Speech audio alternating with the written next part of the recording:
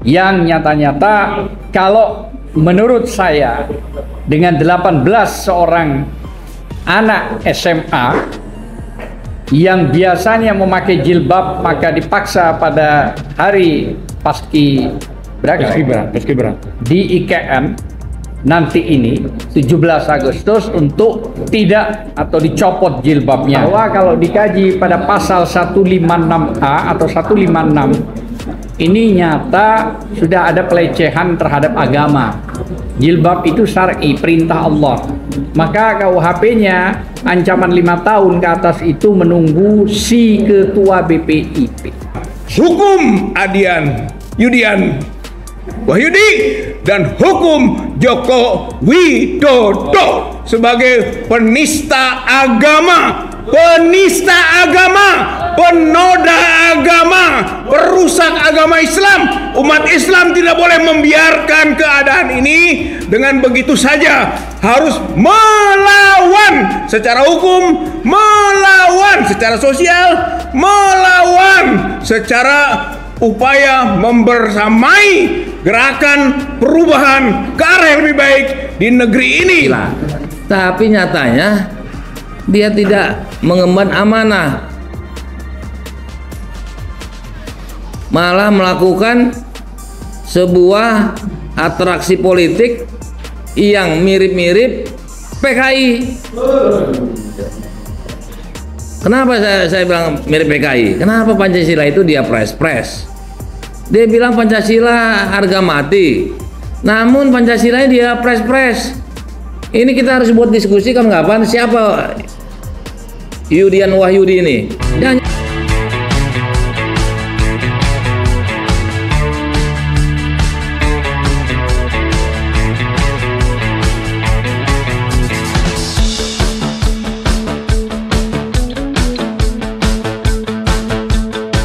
Bismillahirrahmanirrahim. Assalamualaikum warahmatullahi wabarakatuh.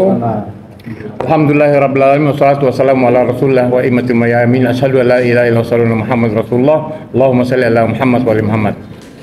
Pada sore hari ini saya Muslim Arbi sering menulis di berbagai media menggunakan nama Direktur Gerakan Perubahan dan Pengajian Indonesia Bersatu. Juga dikenal teman-teman sebagai pengamat. Ya. Saya terheran-heran dan kaget atas kejadian yang dilakukan oleh Kepala BPIP Yudian Wahyudi yang menjelang hari kemerdekaan 17 Agustus 79 di EKN. Nah, tadi siang sudah teman-teman pada podcast wawancara jilid 1 dengan sejumlah tokoh bersama Egy Sujana dan sebagainya. Dan pada kesempatan ini saya didampingi oleh Sekjen TPUA Saudara Azam Khan SH, sebelah kiri saya Bung Damai Hari Lubus SH, sebelah kiri saya penulis yang membuat Istana Ketar-Ketir namanya Rijal Falila SH. Nah, dalam kasus yang menghebohkan, ya kan, yang hari ini melukai umat Islam, melukai bangsa Indonesia ini, ya kan, saya meminta pandangan hukum pertama dari Sekjen TPUA Bung Azam Khan SH. Silakan.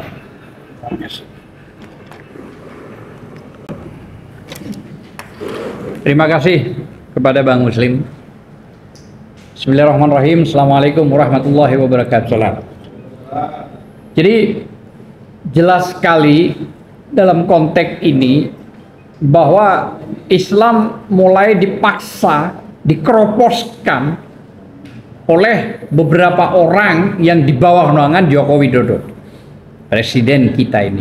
Ya 2 bulan lagi dia tidur nyenyak nanti, tidak lagi menjabat.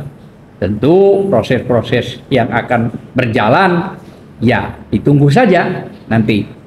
Namun di sela-sela 2 bulan kepemimpinan seorang Presiden Joko Widodo ini masih saja tidak selesai dengan membuat ulah dalam konteks anak buahnya seorang Yudin Wahyudi, yaitu ketua BPIP, yang nyata-nyata kalau menurut saya dengan 18 seorang anak SMA yang biasanya memakai jilbab maka dipaksa pada hari Paskibra di IKN nanti ini 17 Agustus untuk tidak atau dicopot jilbabnya.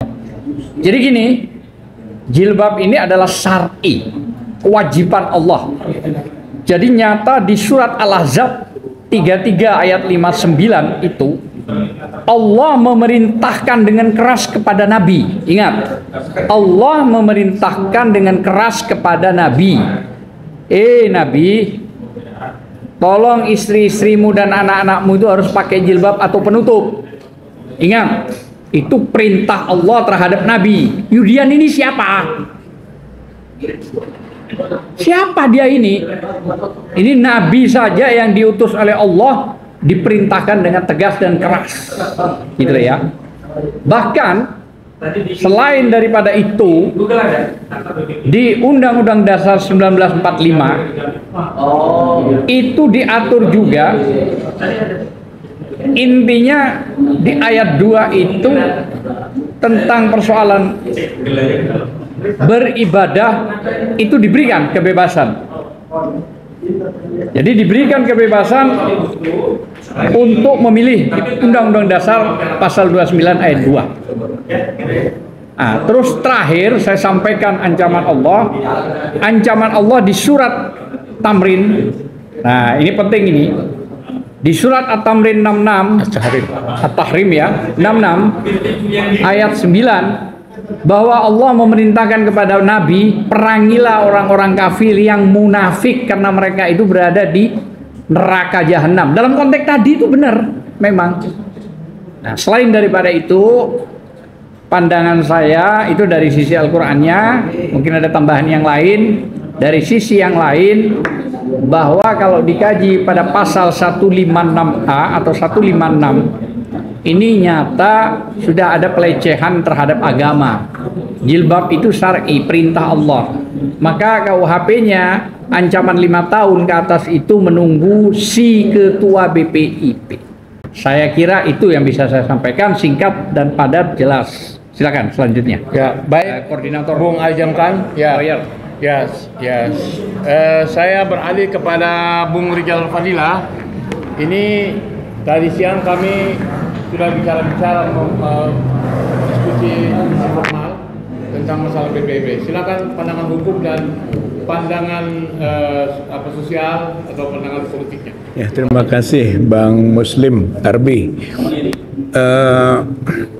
Kasus BPIP adalah tadi pelecehan terhadap syariat, ya, terhadap hukum Allah. Wa man lam yakum bima anzalallah faulaika humul kafirun, zalimun, fasikun. Jadi kategori orang yang menginjak-injak hukum Allah, ya, bahkan tidak bertahkim pada hukum Allah, adalah predikat yang Allah berikan kafirun, zalimun, atau fasikun. Jadi ini predikat konteks syar'i, ya, dan itu telah kena pada mereka yang telah menginjak-injak hukum Allah ini, yaitu Yudian Wahyudi, atau dipelesetkan Yudian Yahudi. Artinya masyarakat sudah menganggap negatif betul gitu kan, memberi predikat kepada yang bersangkutan.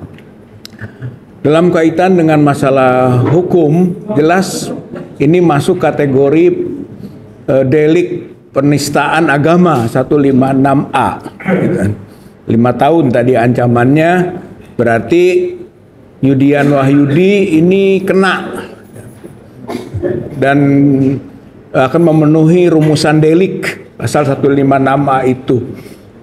Namun bukan hanya Yudian Wahyudi, ya, semua person yang terlibat di dalamnya itu bisa juga dikenakan hukuman pidana yang sama.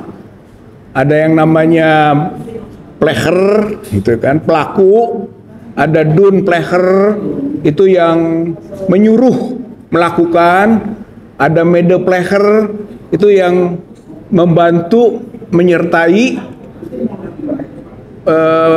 tindakan itu. Dan ada uitloker, itu yang membujuk. Jadi menurut saya Yudian Wahyudi ini boleh disebut sebagai plegernya, pelaku.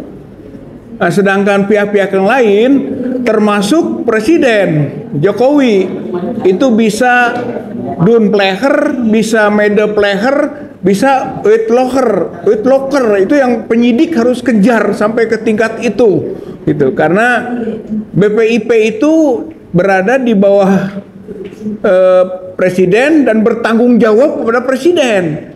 Sementara proses pengukuhan di KN itu dilakukan oleh Presiden. Apakah mungkin Presiden tidak dilaporkan mengenai kondisi dari peserta paskibraka? Mesti dilaporkan.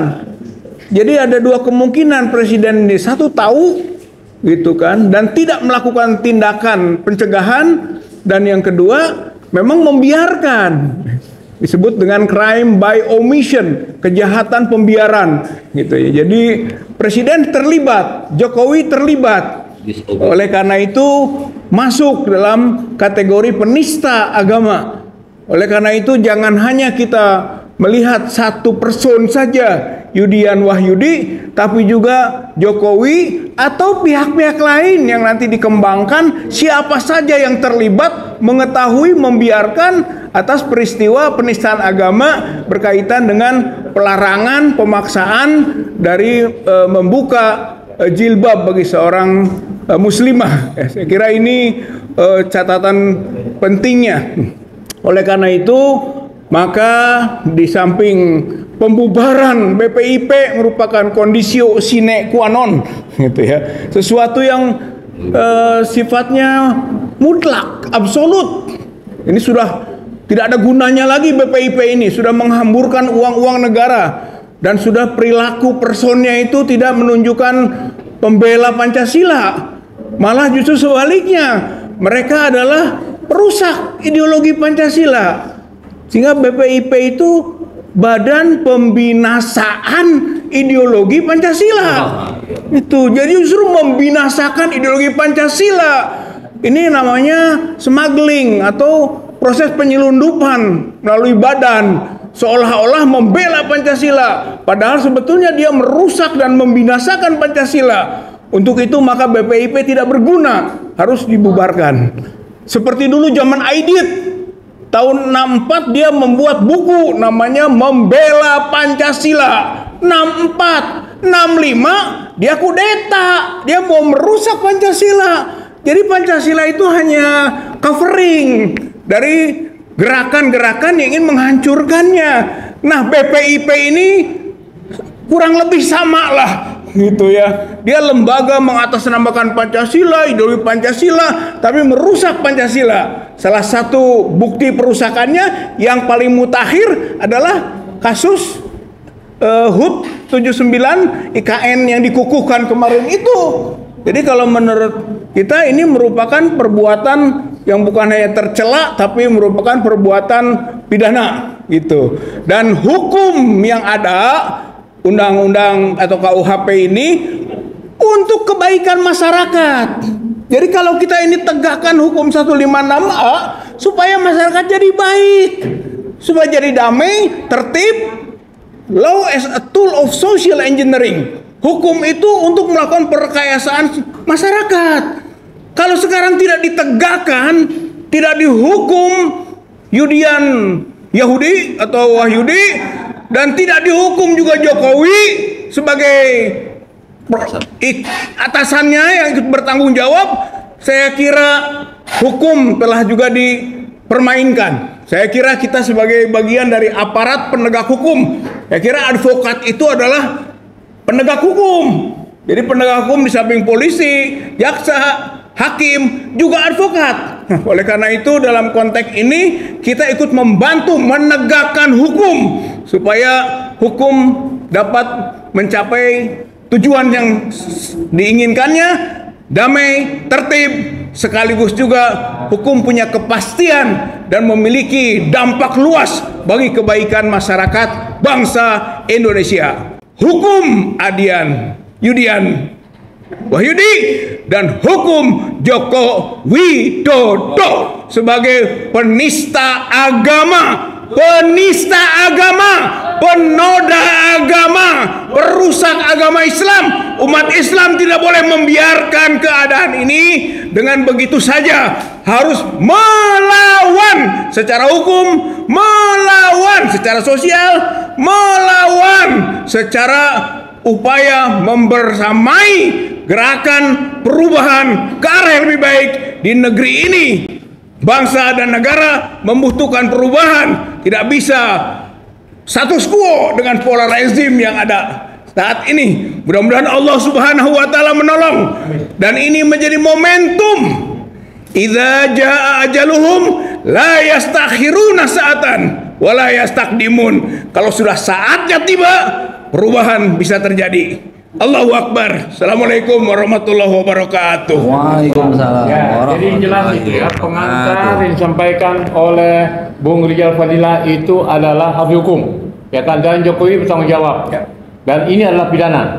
Nah, ikut bertanggung jawab. Selanjutnya Bung Damai Hari Lubis SH untuk koordinator TPUA untuk memberikan pandangan hukum terkait dengan kejahatan ini. Damai. Iya. Assalamualaikum warahmatullahi wabarakatuh. Semoga YouTuber ini selalu sehat, selalu istiqomah, meliput para pejuang yang tanpa gaji, tanpa honor. Semoga semuanya menjadi amal ibadah kita semua. Soal Wahyudi, Yudian Wahyudi, itu dia punya strata tinggi. Dia profesor, doktor, dan kelasnya itu udah ulama sebetulnya. Ditambah dengan dia pernah jadi rektor di Universitas Kalijaga. Aromanya aroma Islam. Dan tugasnya mulia, yaitu menjabarkan dan mencontohkan, mensuritauradakan agar bangsa ini, rakyat ini, kita semua role model Pancasila. Tapi nyatanya dia tidak mengemban amanah,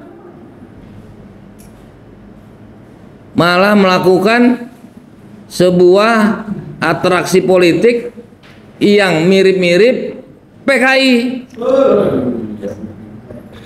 Kenapa saya bilang mirip PKI? Kenapa Pancasila itu dia pres-pres? Dia bilang Pancasila harga mati, namun Pancasila dia pres-pres. Ini kita harus buat diskusi kapan-kapan siapa Yudian Wahyudi ini. Jangan-jangan ini PKI gaya baru. Apa dasar hukum kita? Buktinya RUU dia bisa dibatalkan. Artinya tidak sah, tidak bagus, tidak cocok dengan alam Indonesia yang Pancasilaisme. Itu buktinya. Kenapa? Ditolak. Walaupun sempat disahkan menjadi RUU. Jadi ini benar, saya setuju tadi, harusnya dia dihukum. Karena ada tulisan saya tahun 2020 itu makar Pancasila. Tahun 2020 saya udah bilang tentang Wahyudi. Ini kebetulan ini di Cakrawala Indo. Terus tahun 2021 di RM Mall, Rakyat Merdeka Online. Saya bilang di sini baiknya ada diskusi tentang apakah ini ciri-ciri PKI gaya baru. Harusnya kita undang itu lain kali yang fokus konsisten kepada PKI gaya baru, Pak Taufik. Itu kan teman kita juga, ya. Itu yang gugat Jokowi ijazah palsu juga, sama-sama Bung ya. Nah, sama juga Pak Rizal. Nah, kemudian lawyernya dia Pak Ajam nih. Gitu dan sebagainya. Jadi ini harus didiskusikan. Cuma kalau dibubarkan BPIP, bukan ingin beda kepada teman, saya nggak setuju. Karena itu lembaga itu bagus. Cuma pelaksanaannya, behaviornya itu nggak bagus. Rule-nya kita terima, tapi pelaksana itu nggak benar. Lebih baik dia dipecat, di penjara, orangnya diganti. Sayang itu gedung. Betul kan? Menurut saya ya. Jadi jangan dibubarkan. Itu bagus agendanya, cuma dia menyimpang.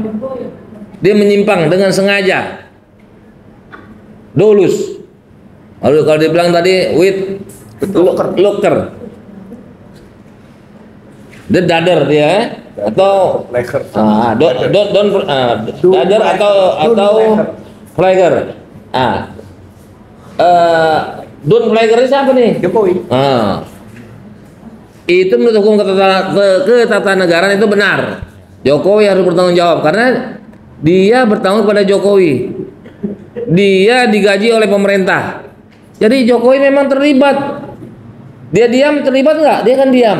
Terlibat juga. Terlibat daripada asas pembiaran, disobedience. Jokowi harus dihukum. Jokowi ini udah banyak salah. Udah diustahnya ampun-ampun. Ampun-ampunan rakyat dibohongin Jokowi. 100 lebih. Kami pernah ngugat dia 66 kebohongan. Ternyata kata Pak Dilijon lebih, 100 lebih. Dulu Pak Dilijon yang dulu. Ya, bukan yang sekarang. Jadi begitu. Jadi menurut saya ini memang dia perlu kita adakan diskusi supaya didengar oleh wakil rakyat, yang sekarang wakil rakyat itu juga kadang-kadang yudikatif. Contohnya Jimli Asidik. Ya. Dia adalah anggota DPD legislatif. Ya. Namun dia menyidangkan hakim MK. Ya. Yudikatif. Ini nggak benar. Makanya kita setuju sama kawan-kawan itu yang di grup konstitusi dan masalah negara yang adminnya Bang Hatta Taliwang, kita setuju itu. Ya. Nah, itu perlu ini jadi masukan sama Bang Hatta dan kawan-kawan nih, ya kan? Jadi Yudian ini kita pertanyakan ini, jangan-jangan inilah model-model tipikal ya yang berkarakter pejabat sebagai PKI gaya baru. Tadi dia Pancasila harga mati, tapi dia diskon, dia pres. Jadi satu tiba-tiba mimikri menjadi gotong royong. Dari mana ceritanya itu? Ini harus di apa ini? Mudah-mudahan Presiden Prabowo nanti mengetahui ini semua. Udah pasti beliau adalah seorang tentunya ada banyak masukan termasuk YouTube kita ini. Itu di apa aja? Dituntut proses hukum, silakan Jaksa Agung atau Kapolri mengusut dia, kalau terbukti penjarakan dan dipecat, gantikan, karena kita perlu BPIP. Demikian, bukan berbeda pendapat tapi kan sebuah hikmah. Demikian. Wassalamualaikum warahmatullahi wabarakatuh. Waalaikumsalam. Ya, jadi rekomendasi ya kan dari para tim lawyer TPUA ya, Azam Khan SH, Damai Hari Lubis SH dan Rizal Fadila SH ini adalah merekomendasikan agar supaya Yudian Wahyudi, kepala BPIP ditangkap, dipenjarakan, dan juga Joko Widodo. Ya. Joko Widodo yang membiarkan pembiaran ini kan 17-an ini, ya kan? Jadi jangan sampai kemudian terjadi Ahok jilid 2. Oh, itu. Iya. Karena ini jelas ini kan bisa terjadi. Jika ini dibiarkan, Yudian ini akan terjadi Ahok jilid 2, penistaan terhadap sejumlah ayat Al-Qur'an yang mewajibkan tentang jilbab. Padahal penerapan Al-Quran itu sudah sesuai dengan Pancasila pasal 1, ya kan? Lalu kemudian Undang-Undang 45 pasal 1 dan 2 itu konstitusional. Jadi Yudian Wahyudi ini adalah Ahok gaya baru. Ahok gaya baru. PKI gaya baru. Ahok jilid 2. Iya. Jadi sepakat ya berarti ya? Ya, Saya nggak konsen Ustaz. Baik, konsen. Jadi kira-kira sepakat ya? Ahoknya soalnya. Ya, mungkin ada tambahan. Nah, ada tambahan. Sebelum kita close. Ya, jadi gini, saya melihat ada sistem narsisistik ya. Ya. Narsisistik ini adalah gangguan penyakit mental kepribadian. Ya. Itu yang sulit disembuhkan. Nah, saya kira Anda tahu siapa. Jadi narsisistik ini penyakit yang sudah mendarah daging di otaknya, mentalnya itu terganggu walaupun tujuan yang paling tertinggi sudah dia capai, dia masih mencari lagi ya terobosan tujuan dengan cara yang kotor, dengan cara yang zalim, tidak peduli, dia akan mencapai yang untuk naik ke berikutnya. Bahkan kalau berikutnya tercapai, dia akan mendeklarasikan diri sebagai Tuhan, seperti Fir'aun, seperti Namrud. Dan inilah masalah. Ya saya kira semua tahulah, bukannya pemimpinnya lah. Terima kasih. Assalamualaikum warahmatullahi wabarakatuh. Ya, jadi penjelasan ini mengkonfirmasi ya dan menegaskan bahwa jika dibiarkan ini terjadi Fir'aun jilid 2. Ya. Fir'aun gaya baru. Jadi PKI gaya baru melahirkan Fir'aun gaya baru. Rejim Fir'aun, ya kan. Nah, cuman kalau rejim Fir'aun kan tidak pernah anak-anak jadikan sebagai gubernur, ya di kota, ya kan gitu dia, mantu-mantu yang lain sebagainya. Jadi saya kira teman-teman sekalian, ini jangan dikira bahwa umat Islam memang kita melihat ini ada upaya-upaya settingan-settingan, ya kan. Tapi yang jelas ini adalah satu peringatan Tuhan, ya kan, bahwa jika ini dibiarkan, ya kan akan terjadi perlawanan yang keras umat Islam terhadap rejim yang Fir'aun jilid 2 ini. Saya kira demikian atas perhatiannya dan doa, dan rencananya kan besok ini kalau mau aksi nih, Jumat besok ini sama-sama menggeruduk ke kantor BPIP. Ya, saya kira itu. Sekian. Assalamualaikum warahmatullahi wabarakatuh.